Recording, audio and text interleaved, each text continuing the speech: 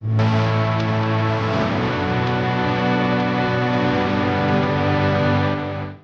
Back viewers, मैं pastor बिशारत खान एक बार फिर से आपको खुश आमदीद कहता हूँ। इस वक्त आप होशना टीवी पर प्रोग्राम रिवाइवल बेदारी को देख रहे हैं और ब्रेक पर जाने से पहले हम अपनी बहन शुमाइला मथाइला से गुफ्तगू कर रहे थे और जिनका ताल्लुक FGH चर्च कालोके से है।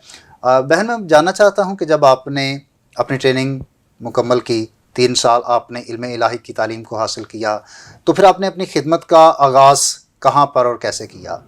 मेरी खिदमत का आगाज़ जो है, क्योंकि मेरे जो हमारे लोकल चर्च के पास्टर थे, पास्टर एडवर्सन मुनीर, उन्होंने ही मुझे वहाँ पे भेजा था। तो जैसे ही मैंने ये सेमिनरी कंप्लीट की तो मैं वापस आई और उनके साथ ही वहाँ पे खिदमत करना शुरू हुई और वहीं पे मैंने वुमेन मीटिंग को भी लेना शुरू किया, क्योंकि संडे स्कूल में जो मेरे शागिर्द थे, जो मतलब कि जिनको मैं सिखाती रही थी, अभी वो बच्चियाँ जो हैं वो ट्रेंड हैं और भी वो संडे स्कूल चला रही हैं।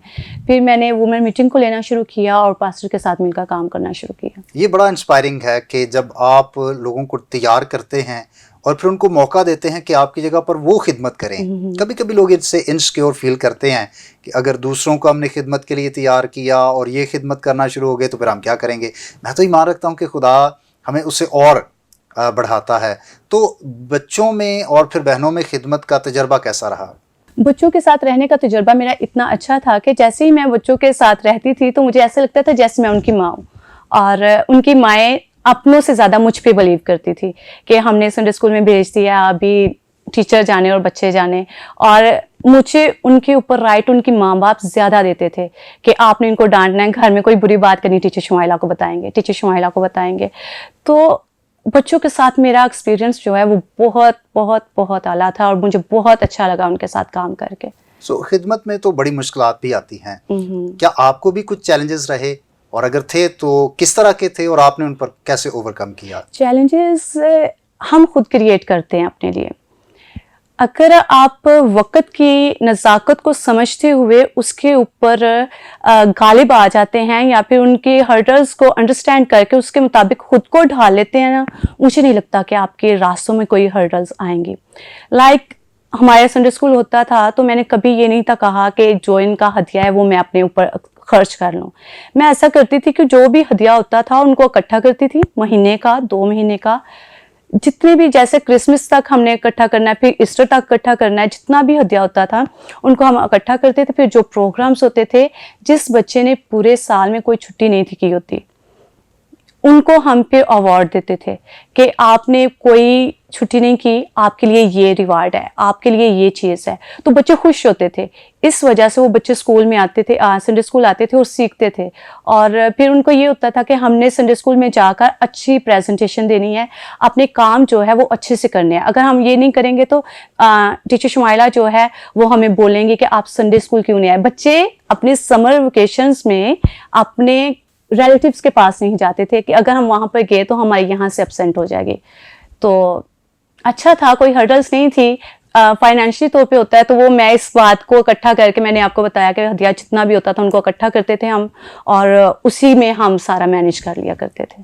मैं इस बात के लिए भी खुश हूँ कि आपने बाकायदा सीखा और सीख कर खुदा की खिदमत कर रही हैं। तो मैं चाहता हूँ कि किताब मुक़द्दस बाइबल में से भी कोई मुख्तसर पैगाम हमारे देखने वालों के साथ शेयर करेंगे। आज हम खुदावंद के कलाम में से स्टडी करेंगे पैदाइश की किताब, उसका 6वां बाब, और उसकी हम 12वीं आयत से स्टडी करेंगे। खुदावंद के कलाम में यूं लिखा है, और खुदा ने जमीन पर नजर की और देखा कि वो नाराज हो गई है, क्योंकि हर बशर ने जमीन पर अपना तरीका बिगाड़ लिया था।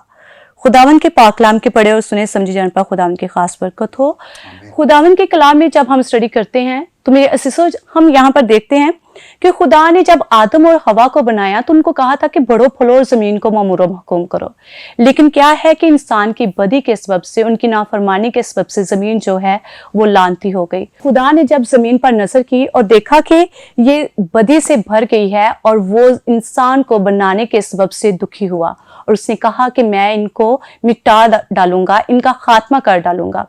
तो वहां पर उसको एक नूह नाम शख्स मिला जो रास्तबाज था और वो खुदा के साथ साथ चलने वाला था। तो खुदा ने अपनी हुजूरी उस पर नासिल की और उसको सारा बताया कि मैं जमीन को मिटा डालने को हूँ, इंसान को मिटा डालने को हूँ। तो वो चिल्ला उठा और उसने लोगों में जाकर खुदावंद के नाम की मुनादी की कि हम सब मिटने वाले हैं, तौबा करो, गुनाहों को छोड़ दो और खुदा के पीछे आओ। लेकिन किसी ने उसकी बात ना मानी। ऐसे ही अभी हम बात कर रहे थे अमीर शख्स के बारे में और लाजर के बारे में। उनके पास भी टाइम था, लेकिन अमीर शख्स ने इस बात पर तवज्जो ना दी और खुदावंद के कलाम को उसने रद्द किया। आखिरकार उसे पछताना पड़ा और वो अजाब में मुब्तला हो गया। ऐसे ही हमारे पास जो है टाइम खुदा ने दिया है, इसकी कदर करें, क्योंकि वक्त जो है वो बहुत कम है और खुदा बहुत जल्द आने वाला है। क्योंकि खुदावन के कलाम में लिखा है कि उस घड़ी और उस वक्त के बारे में कोई नहीं जानता जब इब्ने आदम आ जाएगा। हमारे पास वक्त कम है, वक्त को गनीमत जानो क्योंकि दिन बुरे हैं। हमारे पास टाइम कम है। जिंदगी जो है वो बखरात की मानद है, जिंदगी घास की मानद है जो आज है कल सूख जाएगी और तनूर में झोंकी जाएगी। हम खाकी हैं, खाक में मिल जाएंगे, रहेगा नाम सदा तिकर मसीदा। बहुत शुक्रिया बहन, खुदा आपको बरकत दे और हमारी दुआ है कि खुदा और ज़्यादा रूहों की निजात के लिए आपको बाकसरत इस्तेमाल करे। अजीज भाई और बहनों, ये सच बात है कि वक्त बहुत थोड़ा है।